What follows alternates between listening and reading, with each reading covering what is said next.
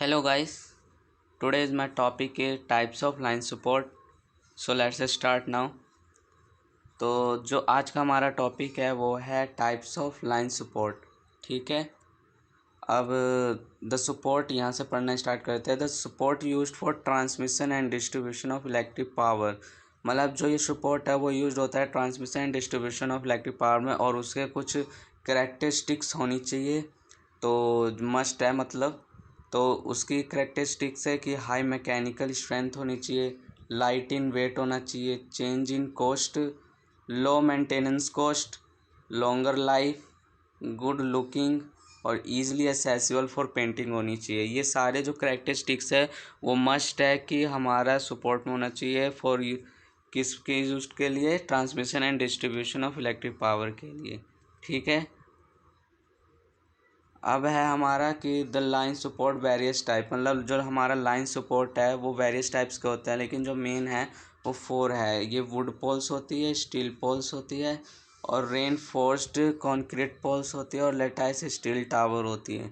तो जो थर्ड वाला है, जो ये वाला है, इसको हम RCC पोल्स को भी लिख सकते हैं, मतलब पेपर में ऐसे भी आ सकता है डिफाइन RCC पोल्स, तो उसकी जगह ये भी होगा रेन फॉरेस्ट कॉन्क्रीट पोल्स ही कहते हैं इसको। ठीक है, अब जो नेक्स्ट है, इनको हम जितने भी टाइप्स हैं, मतलब जो चारों टाइप्स हैं उनको थोड़ा डिटेल में जानेंगे। फर्स्ट है वुडन पोल्स। अब वुडन पोल्स क्या होता है कि द सपोर्टर, ये जो सपोर्टर है वो चीपेस्ट होती है, ईजिली अवेलेबल होती है, और प्रोवाइड इंसुलेटिंग प्रॉपर्टीज़, प्रोवाइड कराती है insulating properties, purpose specially in rural electrification keeping the cost low, और ये मतलब कम पैसों के लिए यूज़ किया जाता है इसको।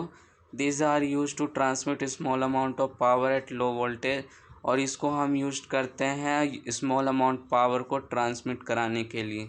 ठीक है, they are made season wood of sal और चीर, मतलब जो ये वुडन पोल्स वो बने होते हैं वो सीजन वुड और साल और चीड़ से बने हुए रहते हैं। ठीक है, और ये 11 मीटर लंबा, और जो इसकी सरकमफ्रेंस है वो 38 सेंटीमीटर होती है, और जो बॉटम से वो 66 सेंटीमीटर होती है, यही यूज्ड होता है। ठीक है, अब इसकी वुडन पोल्स के कुछ मेरिट्स हैं हमारे पास। फर्स्ट है ये लाइट इन वेट होनी चाहिए, चिपेस्ट और इकोनॉमिकल होनी चाहिए, और इट कैन ईजिली इरेक्टेड होनी चाहिए। ठीक है, अब इसके डीमेरिट्स जानेंगे।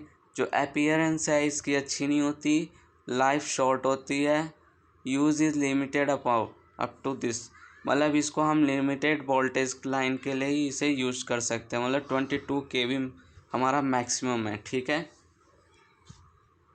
अब अगला है जो हमारा है स्टील पोल्स, ये हमारा दूसरा टाइप्स है लाइन सपोर्ट का। ठीक है, तो जो स्टील पोल्स है वो भी हमारी 3 टाइप्स की होती है। ठीक है, तो फर्स्ट है रेल पोल्स, टेबुलर पोल्स और रोल्ड स्टील जॉइस्ट्स। ठीक है, अब इसको थोड़ा पढ़ें कि इनके बारे में पढ़ लेते हैं। जो रेल पोल्स है वो रेल पोल हम यूज करते हैं shape of track use for railway track बनाने के लिए, और जो टेबुलर पोल्स है वो tubular poles for round x section के लिए, और जो रोल्ड स्टील जॉइंट्स है, जो rolled steel joints are I cross section. ठीक है, जो टेबुलर पोल्स है उसकी जो हाइट होती है वो 9 to 11 मीटर होती है, जनरली यूज फॉर डिस्ट्रीब्यूशन, और ये यूज होती है डिस्ट्रीब्यूशन के लिए, और 13 metre are use for transmission, मतलब जो डिस्ट्रीब्यूशन के लिए तो 9 से 11 मीटर की टेबुलर पोल्स की ज़रूरत होती है, और जो ट्रांसमिशन के लिए 13 मीटर की पोल्स यूज़ होती है। ठीक, अब हमारे स्टील पोल्स की मेरिट्स और डीमेरिट्स है, तो फर्स्ट हम डीमेरिट्स के बारे में जानेंगे। ठीक है, तो जो इसकी मेरिट्स है वो है लॉन्गर लाइफ होनी चाहिए, हाई मैकेनिकल स्ट्रेंथ होती है, ऑक्यूपाई मतलब लेस स्पेस ऑक्यूपाई करता है, और इसकी गुड अपीयरेंस होती है। मतलब जो हमारा वुडन पोल्स की मतलब डिसएडवांटेज या डीमेरिट्स है वो इसकी मेरिट्स बन गई। ठीक है, अब इसके डीमेरिट्स, स्टील पोल की डीमेरिट्स क्या होती है, हाई कॉस्ट होती है, रेगुलर पेंटिंग इज़ रिक्वायर्ड होती है फॉर नाइस आउटलुकिंग के लिए, और ये हाई कॉस्ट होती है इसकी। ठीक है, थोड़ा महंगा आता है। नेक्स्ट है हमारा RCC पोल्स। तो RCC पोल्स में क्या होता है, this poles are of 2 types in shape, अब ये शेप के अकॉर्डिंग जो आरसीसी पोल्स है वो दो टाइप्स की होती है। जो पहला टाइप्स है वो है one type is of square cross section. इसका मतलब स्क्वायर क्रॉस सेक्शन होता है फ्रॉम बॉटम से टॉप तक, लेकिन जो साइड्स की होती है उसकी square are decreasing from bottom to top, ठीक है, कम होती है। और जो अदर टाइप है, मतलब जो other type of rectangular bottom and square top, मतलब जो बॉटम से है वो हमारा रेक्टेंगुलर होता है और जो टॉप से है वो स्क्वायर होता है। Rectangular holes to facility the climbing poles, ठीक है। अब इसके भी कुछ मेरिट्स होते हैं और डीमेरिट्स होते हैं। तो फर्स्ट हम मेरिट्स के बारे में जानेंगे, फिर हम डीमेरिट्स के बारे में जानेंगे। तो जो हमारा आरसीसी पोल्स की मेरिट्स है वो है वेरी लॉन्ग लाइफ होती है इसकी, और दिस गिव गुड आउटलुक, मतलब ये अच्छा आउटलुक भी देता है। और जो इसकी डीमेरिट्स है वो है इनिशियल कॉस्ट इज़ हाई, जो इसकी कॉस्ट होती है वो हाई होती है। ट्रांसपोर्टेशन डिफ़िकल्ट होता है क्योंकि इसकी वेट हैवी होती है, ठीक है। तो नेक्स्ट है हमारा नेक्स्ट और जो लास्ट टॉपिक मतलब टाइप्स है वो है लेटाइस स्टील टावर, ठीक है। Through there is no hard and fast rule but wooden poles are generally use for distribution purpose in rural area.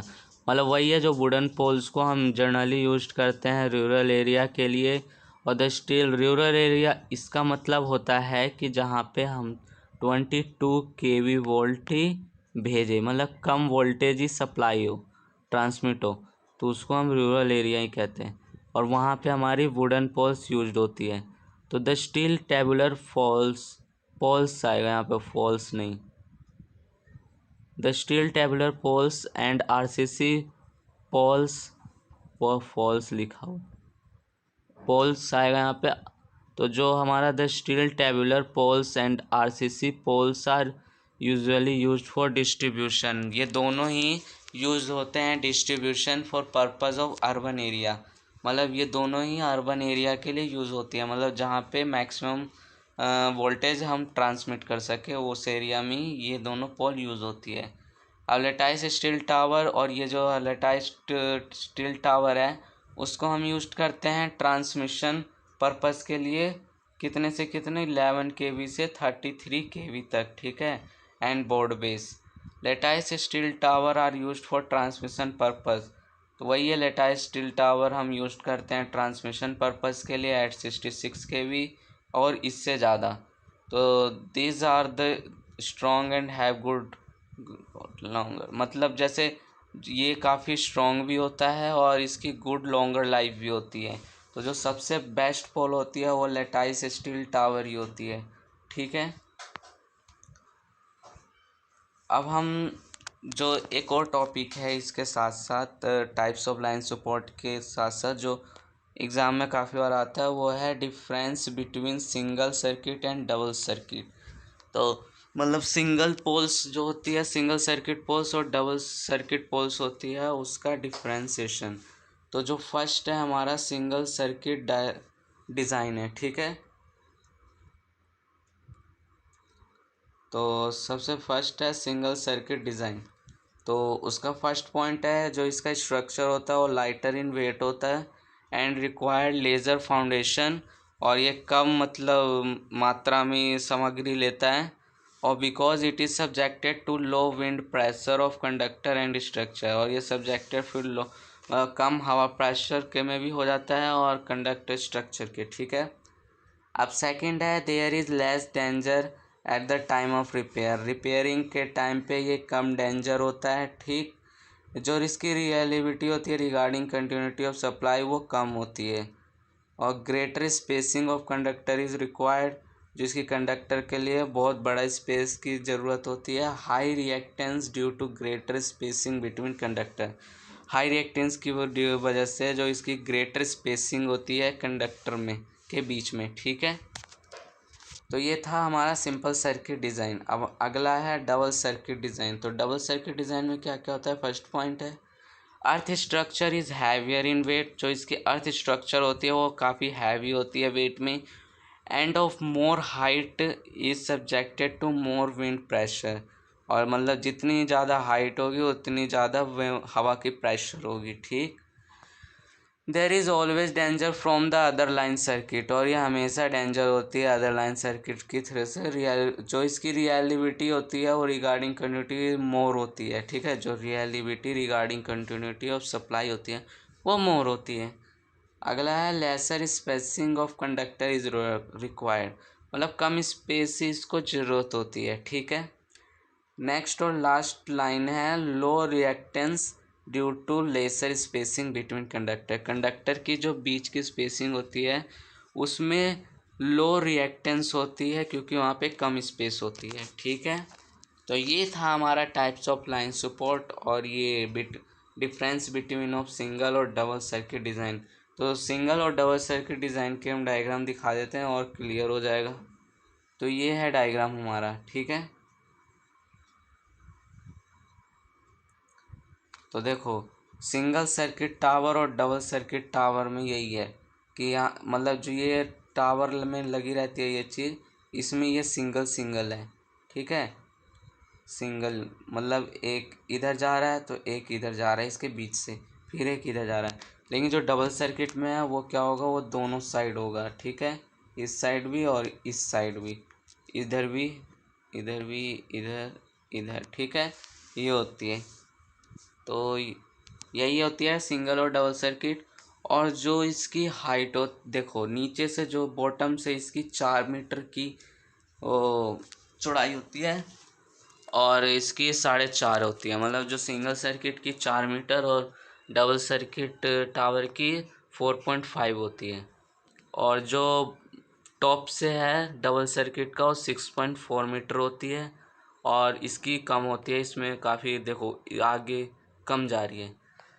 लेकिन जो इसकी हाइट होती है सिंगल सर्किट टावर की वो होती है 25.3। तो सिंगल की कितनी है 25.3, ठीक है। और डबल की है 28 सेंटीमीटर, सॉरी मीटर। जो हमारी डबल सर्किट टावर की हाइट है टोटल वो 28 मीटर है और सिंगल वाले की कितनी है 25.3। तो आज का लेक्चर बस इतना ही है। इस लेक्चर में हमने क्या क्या समझा, इस लेक्चर में समझा पहले तो टाइप्स ऑफ लाइन सपोर्ट। तो हमारी बेसिकली हमने 4 टाइप्स के लिए थे और उनको डिटेल में पढ़ा। और फिर अगला था हमारा डिफरेंस बिटवीन सिंगल सर्किट और डबल सर्किट में, ठीक है। I hope you clear, so like the video.